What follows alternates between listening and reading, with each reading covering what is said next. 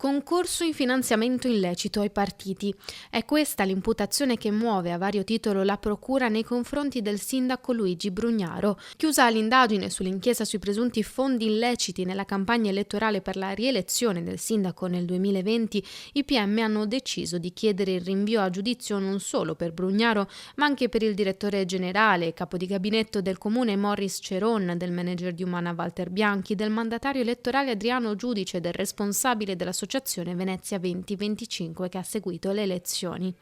La prima udienza davanti al giudice per le indagini preliminari è fissata per il prossimo 2 aprile, dove si deciderà se mandare gli indagati a processo o far cadere le accuse. Al centro dell'indagine le spese per la campagna elettorale del 2020, che avrebbero sforato di oltre €500.000 il tetto di spesa previsto per ogni candidato, che si aggira intorno ai €330.000. A Brugnaro è stata contestata anche l'accusa di falso in atto pubblico, poiché aveva firmato un atto relativo proprio alle spese elettorali intorno ai €251.000, ben lontani dunque dai quasi €900.000 di cui è stata proprio la Guardia di Finanza a rendere conto alla Procura, attestando di fatto un esubero di spesa per la campagna elettorale di circa €513.000.